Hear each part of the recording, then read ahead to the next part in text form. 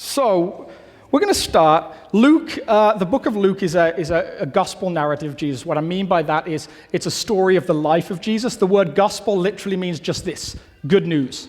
So when Luke says this is the good news of Jesus Christ, he means this is great to hear. This is going to be life-changing for you. And it literally works like a biography of somebody's life. He's going to pick the parts that he thinks are important. He's going to use them, put them together to give this kind of narrative. And Luke is really interesting because he, out of all of them, really does like the background details. He locks into this, well, how did the story begin? If you read the book before, Mark, it jumps in with Jesus turned up and started preaching. And you're like, whoa, there's got to be a backstory there somewhere. Like, how did that just begin? Someone walks onto the scene and says, hey, I'm the Son of God. There's got to be something that happened before that. And Luke is the guy that's going to give us all that information. So this is Jesus' birth being foretold.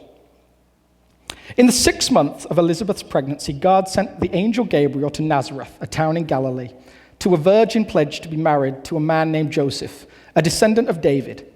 The virgin's name was Mary. The angel went to her and said, "Greetings, you who are highly favored, the Lord is with you." Mary was greatly troubled at his words and wondered what kind of greeting this might be. But the angel said to her, "Do not be afraid, Mary. You have found favor with God. You will conceive and give birth to a son, and you are to call him Jesus.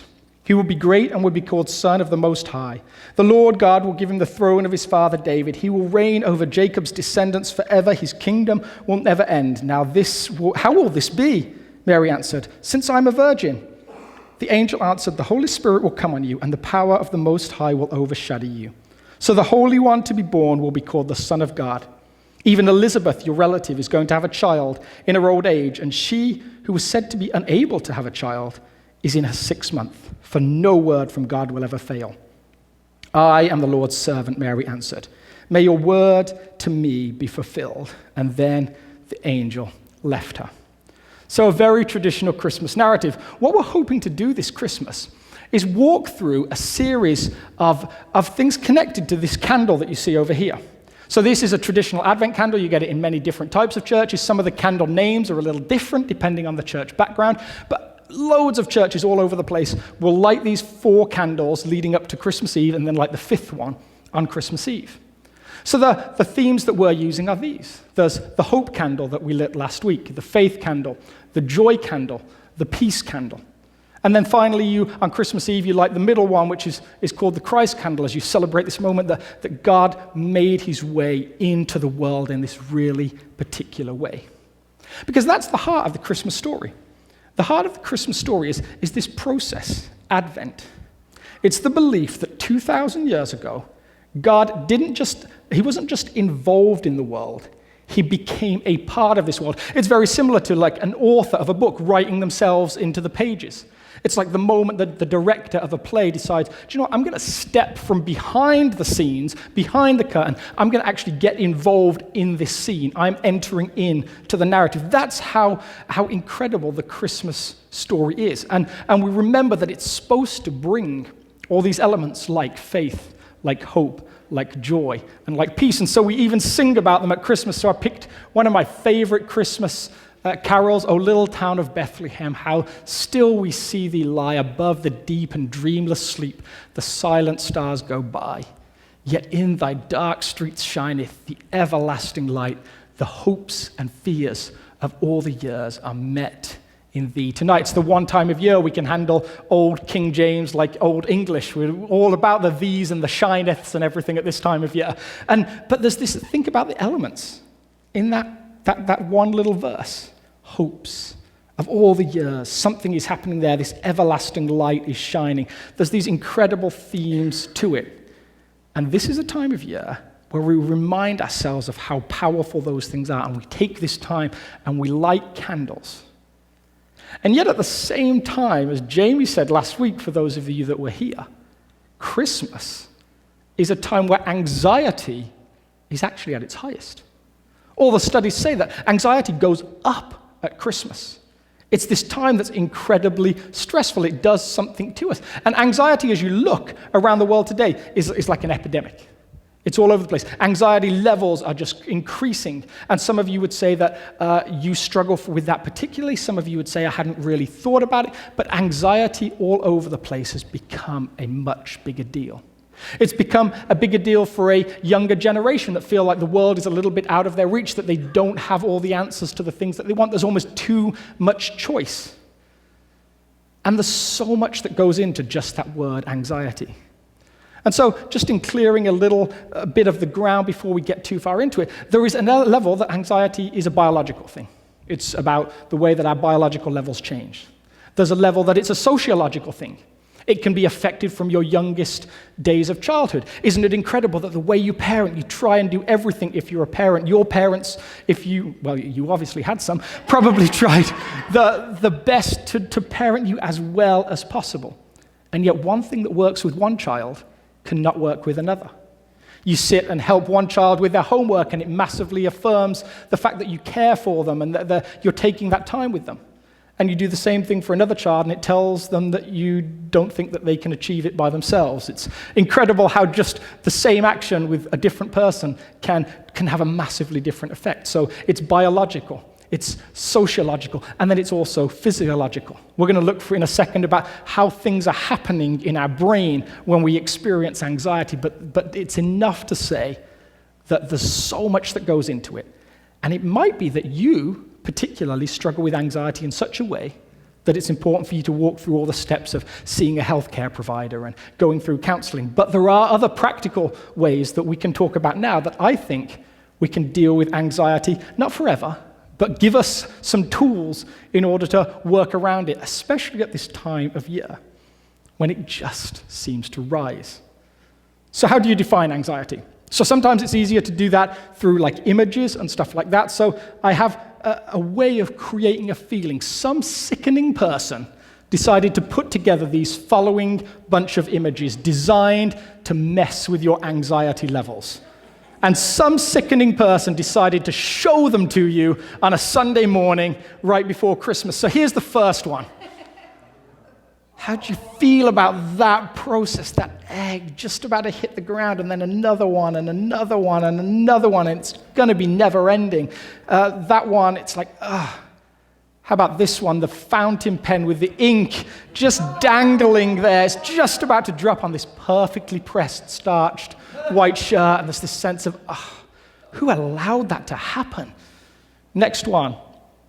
The balloon dangling over the pins. Now, this one doesn't bother me because I just assumed it was a helium balloon, so it would have bothered me much more if the pins were up. But for some people, that's an anxiety cause. Next one. The bowling ball just poised to roll down onto the beautiful puppy stuff. Can't remember what it's called. Yeah, that'd be some people, that'd be great. And then finally this one. The wonderful champagne glass with the bricks just leaning at that point where they're about to land. And maybe one of those particularly stirs up that sense of like, ooh, I don't like that.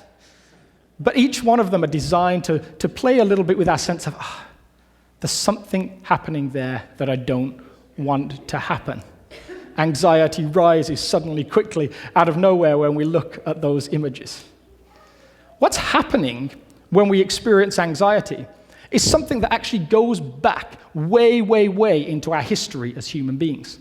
There was a time when you and I, if we were alive, we had to make choices. We had to either catch food and eat, or we starved. Or we had to move fast enough to get away from predators, or we became food ourselves. And so our body has these systems in place that work for us to help us in those situations. They're called the parasympathetic and the sympathetic nervous system. So we're going to get a little technical here just for a second, and then we're going to move to how the Bible talks about these things. But the parasympathetic is your normal state. It's everything that you're doing right now. Right now, your body is set up to rest and digest. It's set up to rest and digest. Everything's good. All your systems are working. You're relaxed.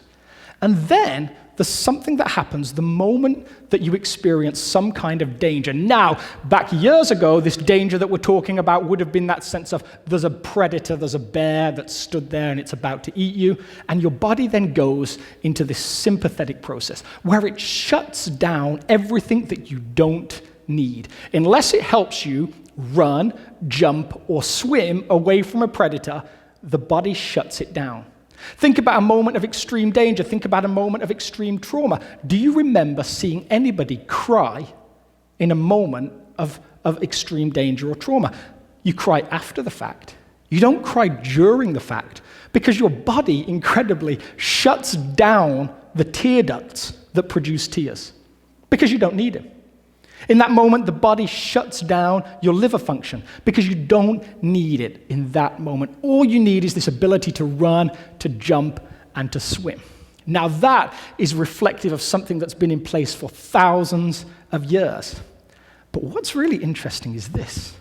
That same system that protects you in a moment of danger also works today in those moments where you're lying in bed and you're like, I'm really worried about work tomorrow.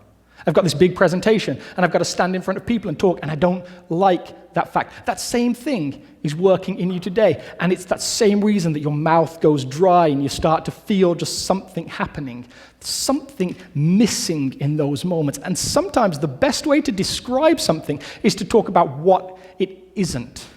And anxiety is maybe best described as the absence of this calm, centered place in your life.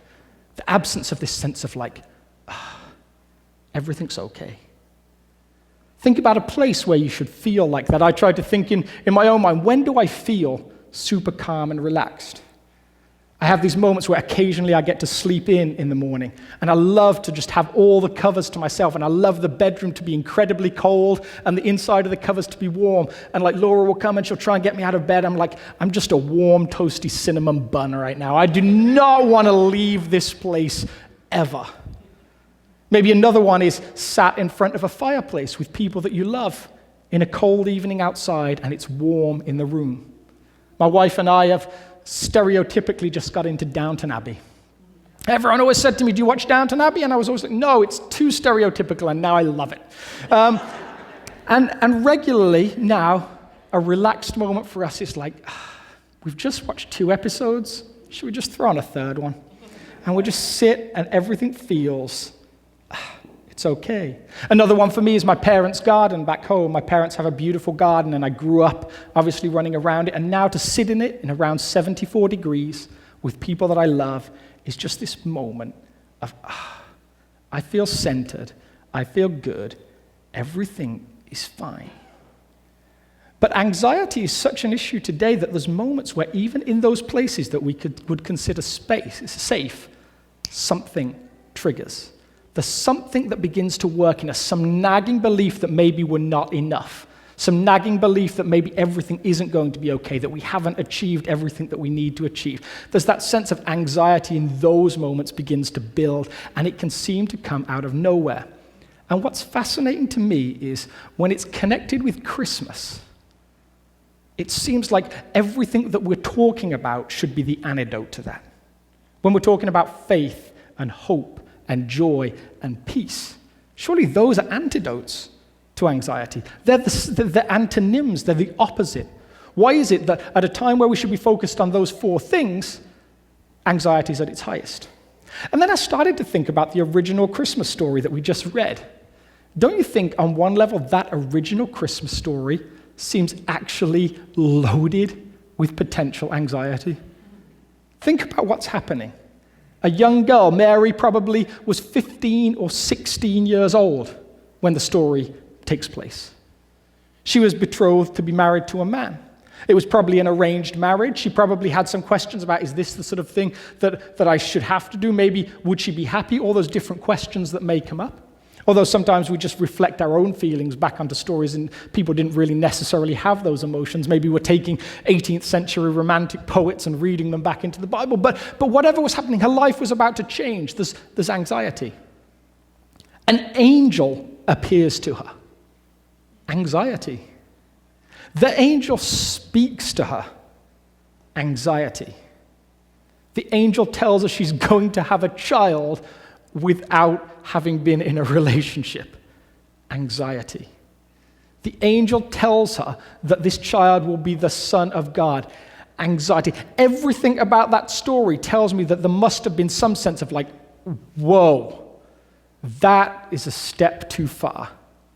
That's too much to handle.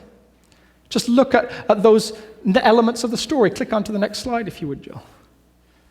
The angel answered, the Holy Spirit will come on you, and the power of the Most High will overshadow you. So the Holy One to be born will be called the Son of God. Even Elizabeth, your relative, is going to have a child in her old age, and she who is said to be unable to conceive is in her 6th month, for no word from God will ever fail. That, to me, is a recipe for, this story is a little too much. And then look at Mary's response as we click onto the next slide.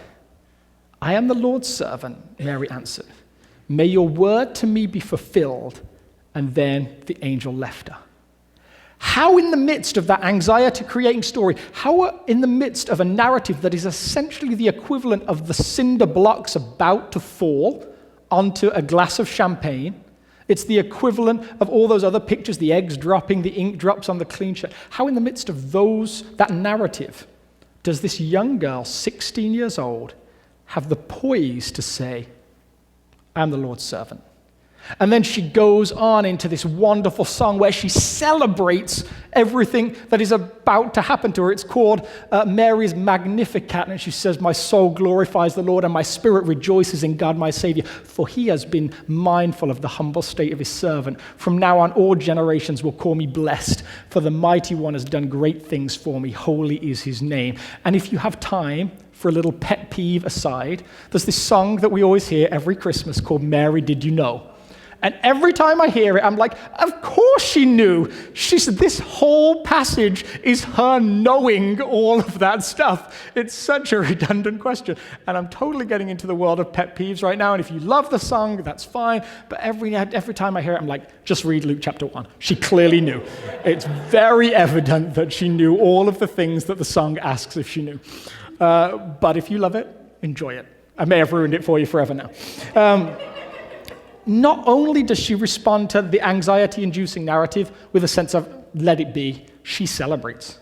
She's like, okay, I'm good to go. This story, I'm embracing this story, and I'm moving into it. How does that work?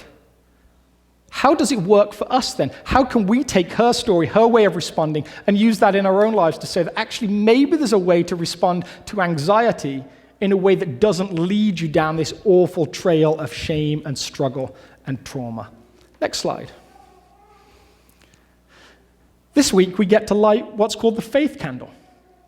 Now, it can be really easy when we say faith to jump into that like obvious Christian answer. Of course you just need to have faith.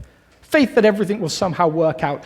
I don't know that necessarily when the first century writers of the writings, and the word scripture, if you're familiar with that, simply means writings. When the writer of the writings said faith, I don't know that necessarily they would have thought, que sera, sera, everything will work out fine.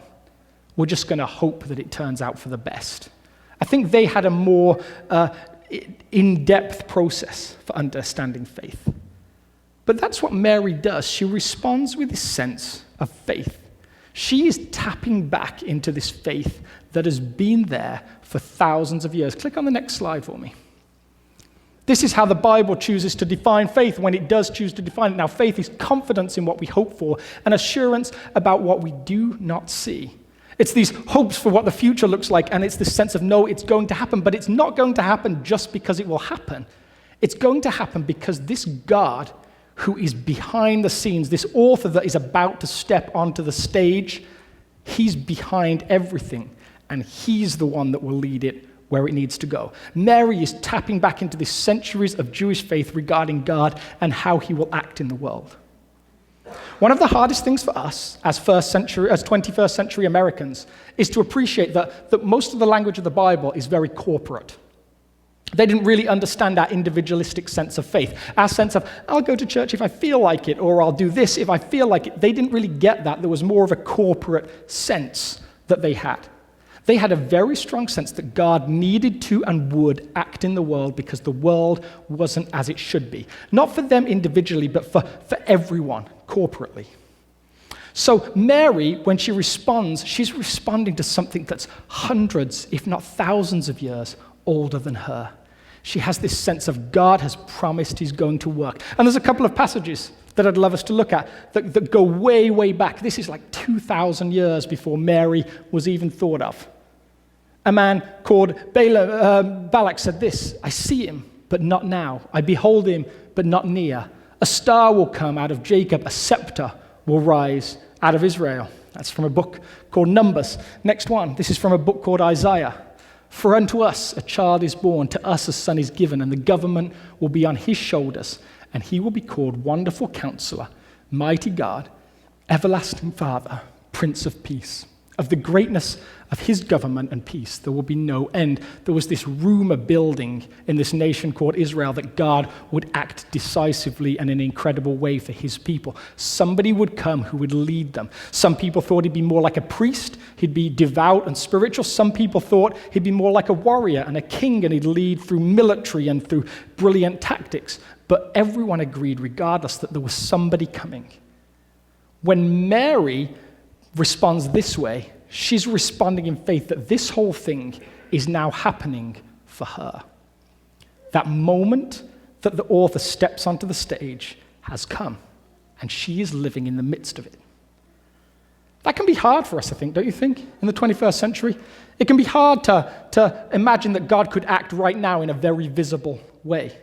We almost become a little sort of, I think, almost cynical about that. Think about every, not horror movie, but every end-of-the-world movie you've ever seen.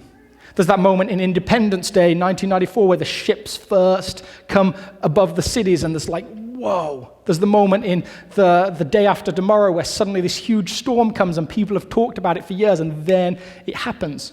But we find it hard to believe that we could live in that moment. We talk about things like climate change, we talk about things like aliens living potentially in different parts of the world, but we never think that we'll live to see that moment where it actually takes place. And I wonder if the same becomes true with this idea of God working in the world around us, even for those of us that follow Jesus sincerely and passionately. The belief that God could step into this world right now, at this moment, it can seem a little hard to handle.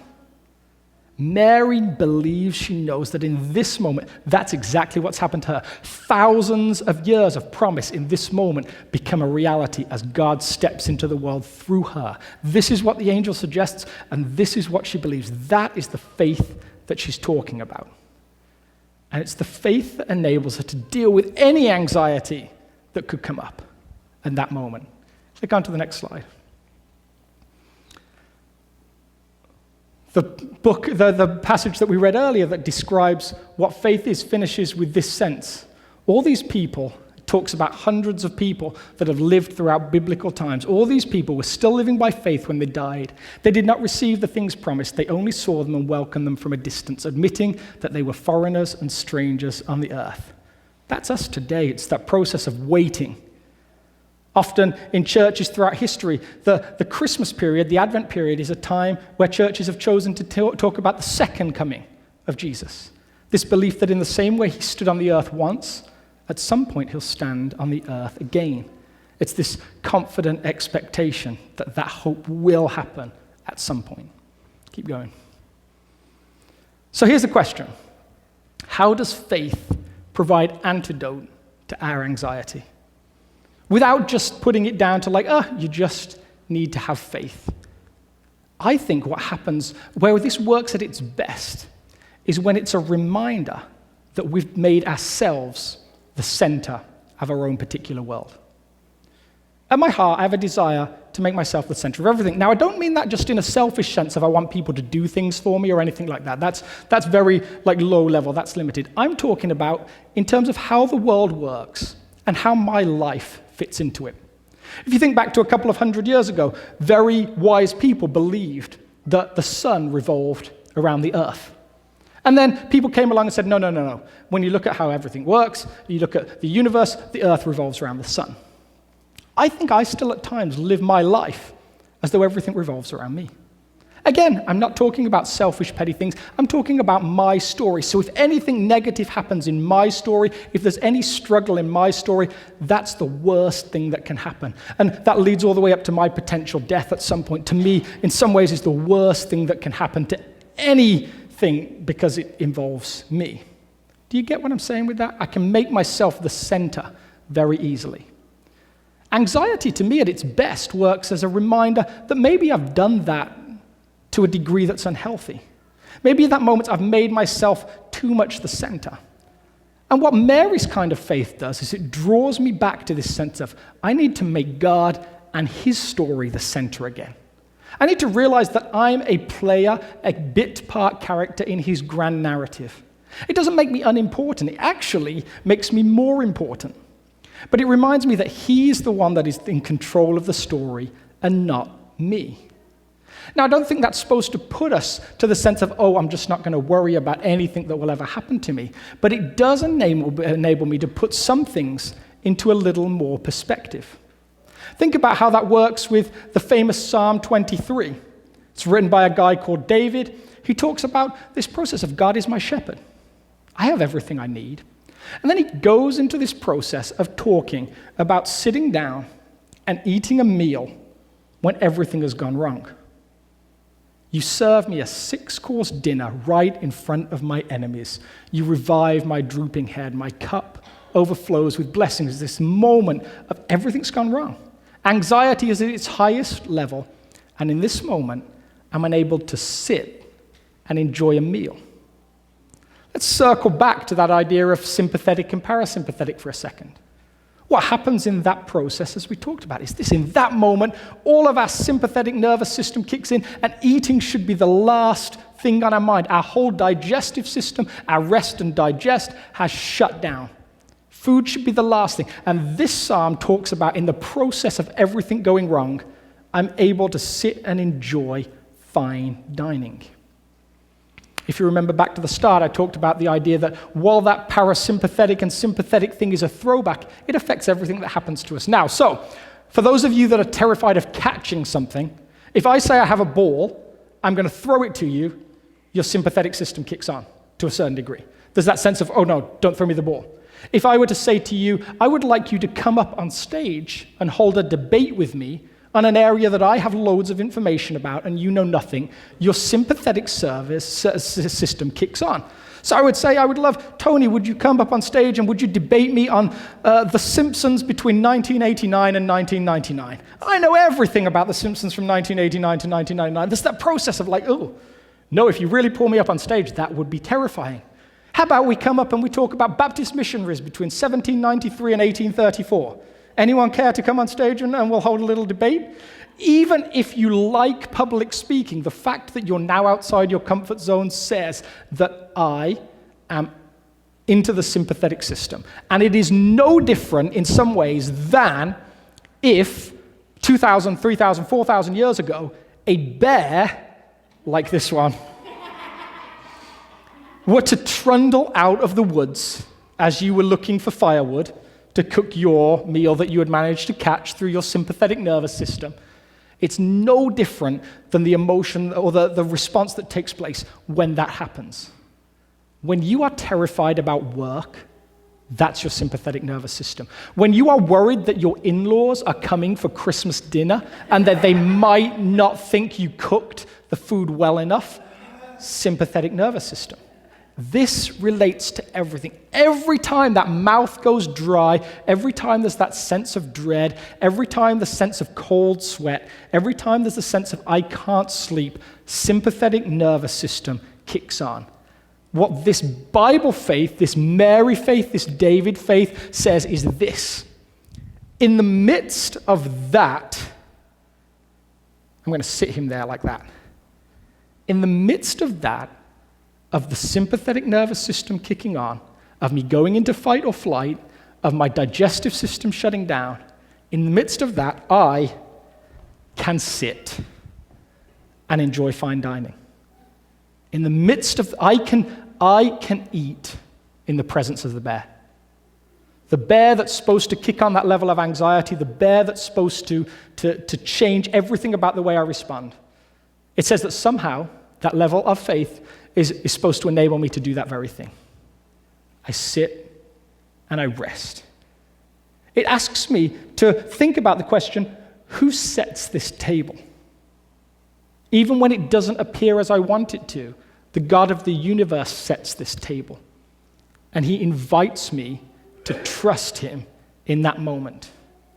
Is that a simple answer to everything? No, it's not, but it's that bigger picture thing that enables us to start to deal with some of the groundwork that we'll get to in a second. It reminds me in the midst of everything, I'm invited to eat in the presence of the bear. I can rest. Frederick Buechner, one of my favorite authors, describes faith in this way. Let's see if we can find it. Faith is not so much believing this or that thing about God as it is hearing a voice that says, "Come unto me." We hear the voice and we step towards it without really knowing much about the voice or ourselves. Faith is standing in the darkness and taking the hand that is offered to you. That's that level of trust in the moment when it seems dark and it doesn't make sense. I get to eat in the presence of this bear that should send me into anxiety. That's Mary's story. In the Christmas story, it's that response of, in the presence of the bear, I sit and eat. So that's like big picture stuff. On a practical level, if you and I find anxiety kicking our butts this Christmas, what can we do to stop that? Other than just saying, oh, it's a faith thing, which I don't want us to do.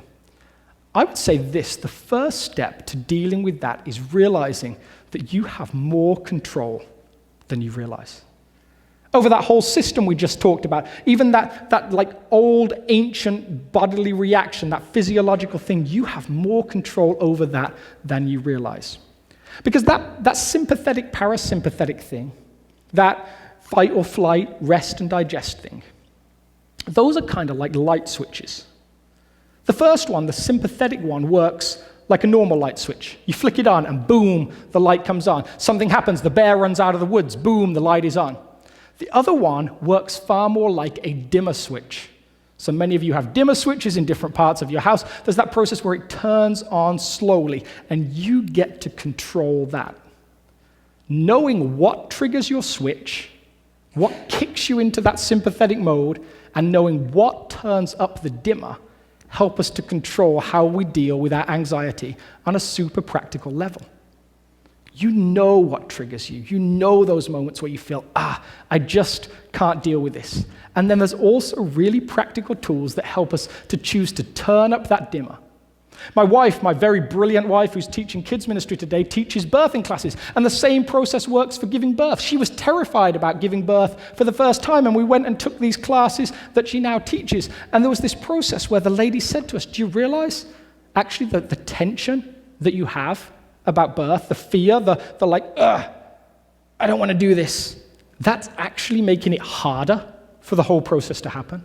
The key to making it work well is to relax. And those seem so counterintuitive, but actually I got to sit and watch my wonderful wife smile 10 minutes before giving birth in this incredible way. And I was like, I'm a believer. At that point, I jumped on board. I'm like, yes, this thing works. That's playing with that whole sympathetic, parasympathetic thing. It's realizing that, yes, of course, you go into fight and flight. Giving birth must be terrifying in some way. But there are things you can do to turn up that dimmer switch that lead you into relaxation. And there's things that we get to do in our lives that turn up that dimmer switch at this season when anxiety wants to kick in, it wants to trigger in us. We get to have some control. So here's some ideas for you. When you feel that sense of anxiety rising up, listening to music around 70 beats per minute is known to bring that level of anxiety down. Why does it do that? Think about that for a second. When you go into fight or flight mood, your heartbeat increases. 120, 130 beats per minute. You're nervous and it's boom, boom, boom, boom, working to give your body as much oxygen. But what's your resting heart rate? In a healthy person, about 70 beats per minute. So you listen to Bach or Mozart and slowly that level starts to reduce. It's like, your heartbeat starts to find sync with the music that you're listening to. Spending some time in natural beauty, greens and browns and blues are known to drop your blood pressure by around 20 points just by spending 10 minutes in the sense of like, it's okay. I'm going to take a moment. Of course, that sense of prayer and communicating with God, and not just saying things, but prayer in the sense of reminding yourself and allowing Him to remind you that He loves you. You are enough.